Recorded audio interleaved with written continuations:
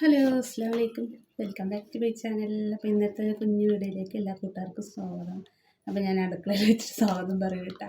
അവിടെ കുട്ടികൾ ചെത്തുണ്ടാക്കുന്ന കാരണം അപ്പോൾ ഞാൻ പുതിയ മാക്സി എടുത്തിട്ടുണ്ടായിരുന്നു കേട്ടോ പെരുന്നാളിടാൻ. അതിലൊരു നെയ്റ്റ് ഞാൻ ഇപ്പോൾ തന്നെ ഇട്ടു കേട്ടോ.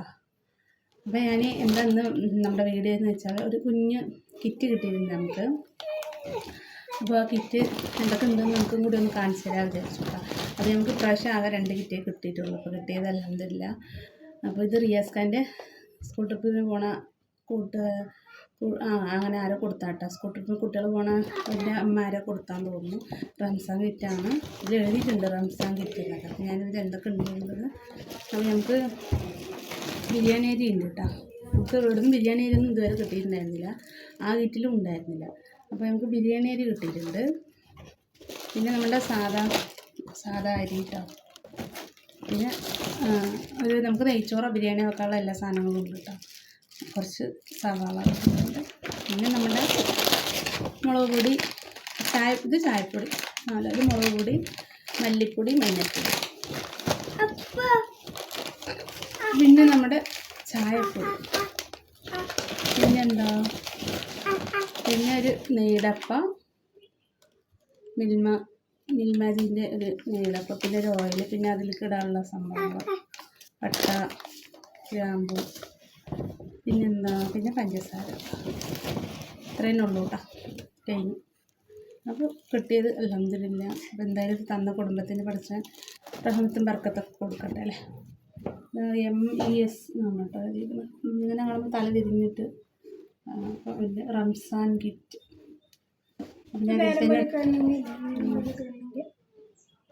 അയ്യോ, തല തിരിഞ്ഞിട്ടേ വരുള്ളൂ. അതാണ് അന്ന് എൻ്റെ അടുത്ത് ആരോ ചോദിച്ചു, ഇടത് കൈയാണോ യൂസ് ചെയ്യുന്നത്? അല്ല കേട്ടോ, ക്യാമറയിൽ അങ്ങനെയാണ്. നമ്മൾ എന്ത് സാധനം ഉണ്ടോ തിരിഞ്ഞിട്ടേ നമുക്ക് ക്യാമറയിൽ കാണുള്ളൂ. അപ്പോൾ ഞാൻ എന്തായാലും ആ കിറ്റിൽ തന്നെ ഒക്കെ ആക്കിയിട്ടുണ്ട് കേട്ടോ. അപ്പോൾ ഞാൻ ബിരിയാണി അരി ഉണ്ടല്ലോ, അപ്പം ഇന്ന് ഇത്തിരി റിയാസ്ക്കാർക്ക് ബിരിയാണി വെച്ച് കൊടുക്കാൻ വിചാരിച്ചിട്ടാണ്. റിയാസ്ക്കാർക്ക് ബിരിയാണി ഇഷ്ടമാണ്. അപ്പോൾ ഞാൻ എന്നാ വെച്ചത് കുറേ ആയില്ല, അന്നെന്തോ വെച്ചതാണ്.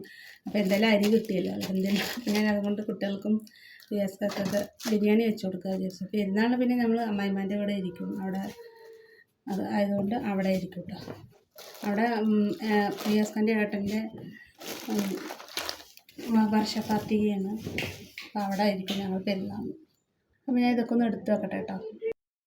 അപ്പം ഞാനിന്ന് വേഗം അടുപ്പൊക്കെ തീയൊക്കെ പൂട്ടിയിട്ട് അടുപ്പിൽ തന്നെ വേഗം വെക്കാൻ വിചാരിച്ചു കേട്ടോ. അപ്പോൾ ഒന്ന് നോമ്പ് തുറക്കാൻ നമുക്ക് ബിരിയാണി ഉണ്ടാക്കാൻ വിചാരിച്ചു. ബിരിയാണിയും തൈര് ചട്നി ഉണ്ടാക്കാൻ വിചാരിച്ചു. അപ്പോൾ റിയാസ് ഖാനെ കൊണ്ട് ഞാൻ തക്കാളിയും തൈരും ഇഞ്ചി വെളുത്തുള്ളിയൊക്കെ വാങ്ങിയിട്ട് വരാൻ പറഞ്ഞു കേട്ടോ. അപ്പോൾ ഞാൻ പിന്നെ കിറ്റിലുള്ള സാധനം ഉണ്ടല്ലോ, അപ്പോൾ അതുകൊണ്ട് നമുക്ക് വേഗം ഇത്തിരി ബിരിയാണി, നമ്മുടെ പാലക്കാട് സ്റ്റൈലിലാട്ടോ ബിരിയാണി വെക്കുന്നത്.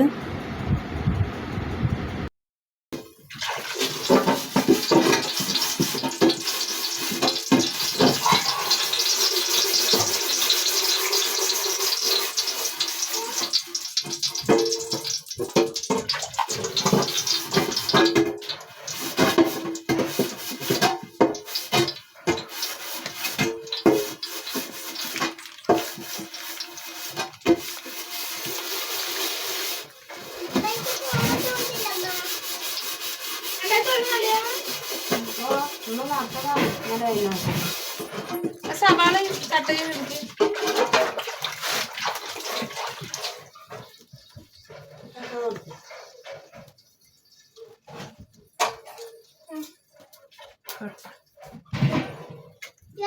പത്തിരിക്കോയിലൊന്നും എടുത്തിട്ടുള്ളി ഊടാനി. നല്ലൊരു കുഴൽ കിട്ടിയ വാങ്ങിട്ട് തരില്ല ഊടാനി. ഏതെങ്കിലും പൈപ്പ് കടയിൽ ചോദിച്ചാൽ മതി.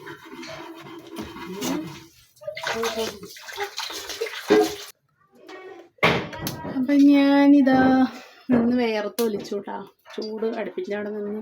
അപ്പം എൻ്റെ മാക്സി എങ്ങനെയുണ്ട് ഗൈസ്? പെരുന്നാൾ പറഞ്ഞാൽ എനിക്ക് ഇപ്പം തന്നെ ഇട്ടിട്ടോ. അപ്പം ഞാനിതാ നമ്മുടെ ബിരിയാണി ഉണ്ടാക്കാൻ പോകട്ടോ. ക്ലിയറായി കാണുന്നുണ്ടോയെന്ന് എനിക്കറിയാം. അപ്പം ഞാനിപ്പോൾ പെരുന്നാളിനടുത്ത് നെയ്റ്റ് ഇപ്പോഴേ ഇട്ട് കണ്ടിട്ട് പറയാൻ കേട്ടോ. അപ്പോൾ പിന്നെ ഞാൻ വട്ടച്ചട്ടിയൊക്കെ വെച്ച് കുറച്ച് സൺഫ്ലവർ ഓയിലും നെയ്യൊക്കെ ഒഴിച്ചു കൊടുത്തിട്ടുണ്ട്. നമ്മുടെ മിൽമ നെയ്യൊക്കെ ഒഴിച്ചു കൊടുത്തിട്ടുണ്ട്. ആദ്യം തീയൊന്ന് കത്താത്തിരി മടിച്ചു, പിന്നെ അങ്ങനെ നല്ലപോലെ കത്തിയിട്ട്. അപ്പോൾ ഞാൻ പാലക്കാട് നമ്മുടെ ഇവിടെ ഇങ്ങനെ വെക്കുമ്പോൾ കേട്ടോ എല്ലാവർക്കും ബിരിയാണി ഇഷ്ടം.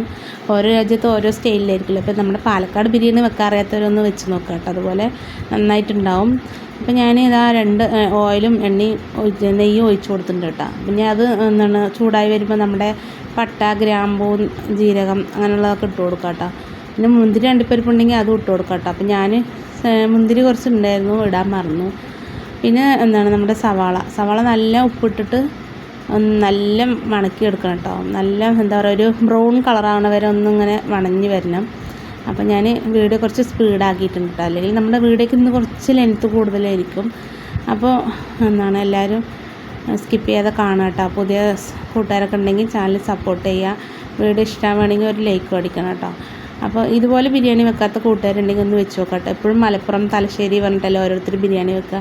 അപ്പോൾ ഇങ്ങനെ വെക്കാത്തവരുണ്ടെങ്കിൽ ഒന്ന് വെച്ച് നോക്കാം കേട്ടോ. പിന്നെ ഞാൻ അതിലേക്ക് മല്ലിച്ചപ്പും പുതിനയൊക്കെ ഉണ്ടെങ്കിൽ ഇട്ട് കൊടുക്കാം കേട്ടോ. അപ്പോൾ എനിക്ക് പുതിന ഒന്നും കിട്ടിയില്ല, അപ്പം മല്ലിച്ചപ്പ് കിട്ടി. അപ്പോൾ അത് ഇട്ട് കൊടുത്തു. പിന്നെ ഇഞ്ചി വെളുത്തുള്ളി പേസ്റ്റ് ഇട്ട് കൊടുത്തിട്ടുണ്ട്. ഇനി ഇതൊക്കെ ഒന്ന് പച്ചക്കുത്ത് മാറണ വരെ ഒന്ന് ഇളക്കി കൊടുക്കണം കേട്ടോ.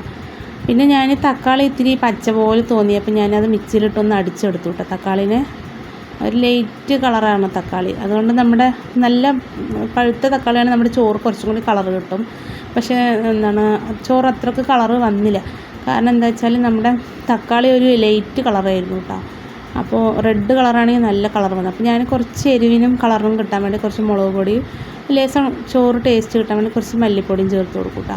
അപ്പോൾ ഇതൊരു ടിപ്സാണ് കേട്ടോ. മല്ലിപ്പൊടി കുറച്ച് ചേർത്ത് കൊടുത്താൽ നമുക്ക് നമ്മുടെ ചോറ് നന്നായി നല്ല ടേസ്റ്റ് ഉണ്ടാവും കേട്ടോ. അധികം ചേർക്കാൻ പാടില്ല, കുറച്ച് കേട്ടോ. നമ്മൾ എത്ര കിലോനാ വെക്കണം അതിനനുസരിച്ച് ചേർത്ത് കൊടുക്കണം. അപ്പോൾ ഞാൻ അതുകൊണ്ട് പിന്നെ നമ്മുടെ തൈരാട്ടോ. പിന്നെ ചെറുനാരങ്ങ നീര് ഒഴിക്കണം എന്നുണ്ടെങ്കിൽ ഒഴിക്കാം കേട്ടോ. അപ്പോൾ ഞാൻ ഒഴിച്ചിട്ടില്ല. ചോറ് ഒട്ടിപ്പിടിക്കാണ്ടിരിക്കാനാണ് അത് ഒഴിക്കണം എന്നൊക്കെ പറയും. പക്ഷെ ഞാൻ ഒഴിക്കാറൊന്നുമില്ല. അപ്പോൾ എൻ്റെ ചോറൊന്നും ഒട്ടിപ്പിടിക്കലൊന്നുമില്ല കേട്ടോ. പാകത്തിന് നമ്മുടെ വെന്ത് കിട്ടും. പിന്നെ ആവശ്യത്തിനൊരു പുളിപ്പുള്ള ഞാൻ ഇപ്പോൾ ലൈറ്റ് പുളിപ്പുള്ള തൈരാട്ടോ എടുത്തിക്കണം. അപ്പോൾ ഏത് വേണമെങ്കിലും ചേർത്ത് കൊടുക്കാം. അപ്പോൾ ഞാൻ കുറച്ച് തൈരും ചേർത്ത് കൊടുത്ത് നല്ല ഒന്ന് മിക്സാക്കി കൊടുക്കുക കേട്ടോ. നമ്മുടെ പച്ചക്കുത്തൊക്കെ മാറിയ ശേഷം നമുക്ക് വെള്ളം ഒഴിച്ച് കൊടുക്കാം. ഞാൻ പിന്നെ അടുപ്പം ഭയങ്കര ചൂടാണ്. അടുപ്പിൻ്റെ അവിടെയൊക്കെ വെക്കാൻ എനിക്ക് ഭയങ്കര പേടിയാട്ടോ. പെട്ടെന്ന് പൊട്ടിത്തെറിക്കുക എങ്ങനെ ചെയ്താലോ കൊണ്ട് പേടിയുണ്ട് എനിക്ക്. എന്നാലും ഞാൻ വിട്ടിട്ട വെക്കുക.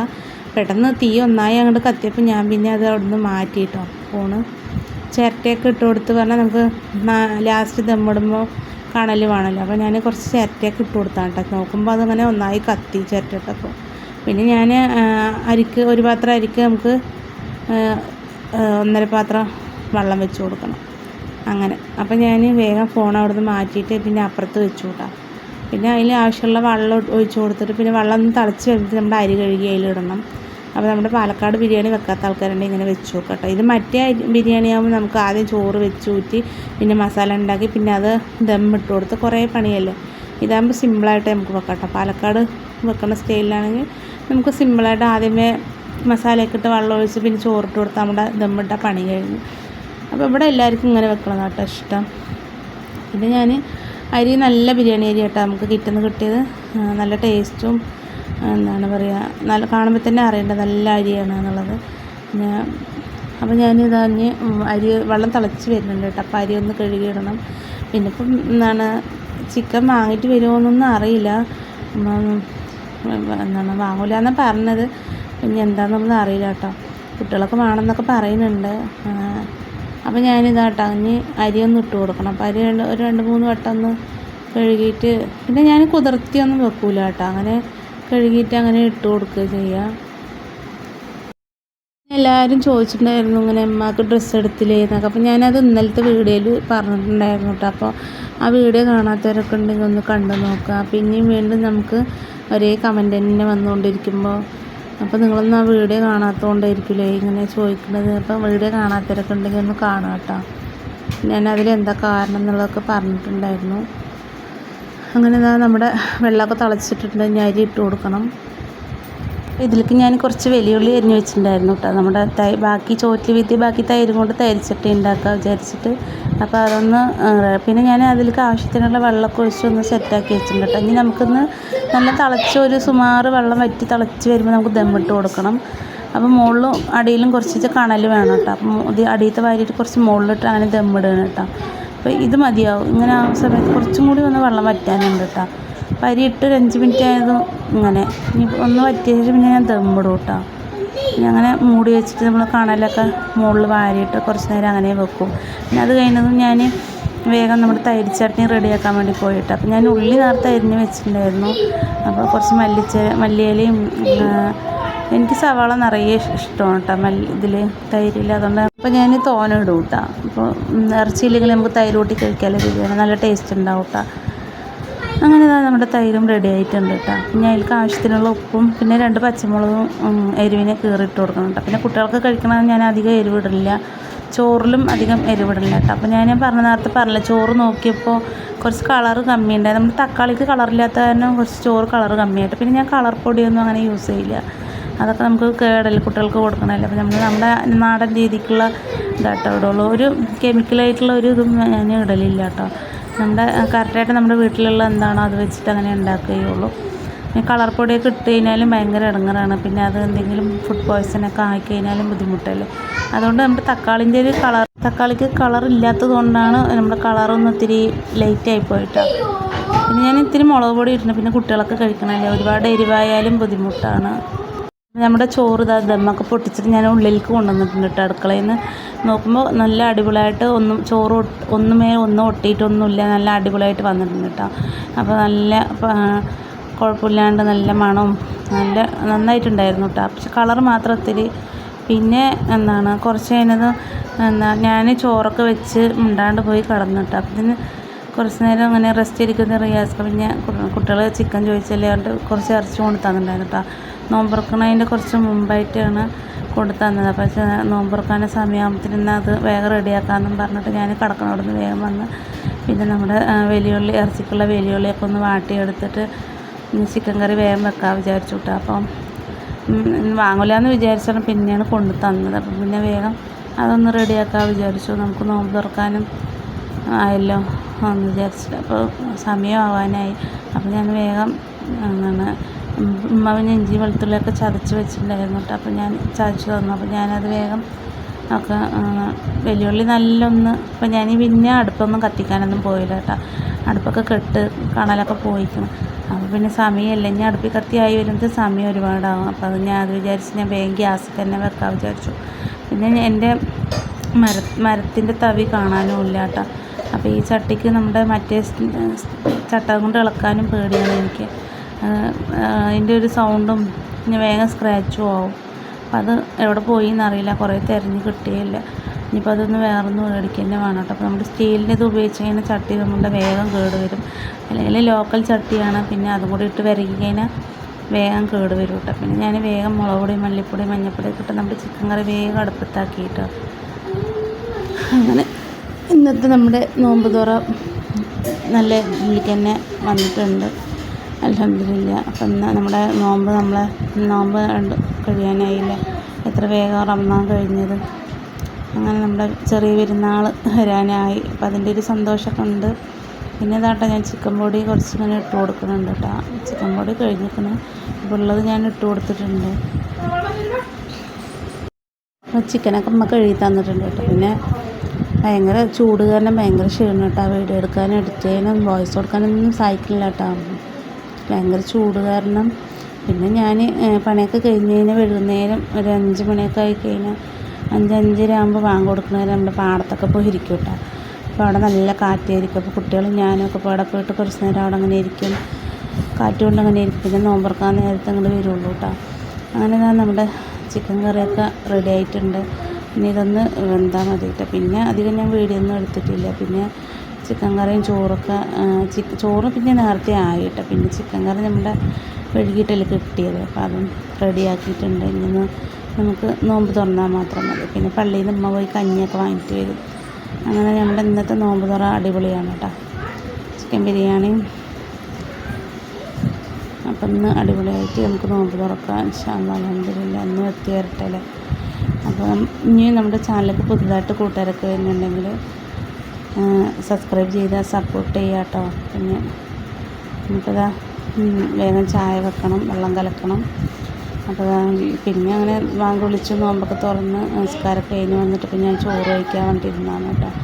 അപ്പോൾ കുട്ടികൾക്കൊക്കെ നേരത്തെ കൊടുത്തു. പിന്നെ ഞാനും റിയാസ്ക്ക് വന്നിട്ട് റിയാസ്ക്കാർക്കും കൊടുക്കണം.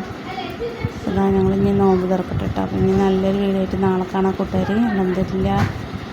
അപ്പോൾ അതിന് ചെറിയ പെരുന്നാളൊക്കെ ആയ ഡ്രസ്സൊക്കെ ഇട്ടിട്ട് പിന്നെ കാണാം കേട്ടോ കൂട്ടുകാർ. നല്ലൊരു വീഡിയോ ആയിട്ട് നാളെ വരാം. ബൈ. അസ്സലാമു അലൈക്കും. Thanks for watching.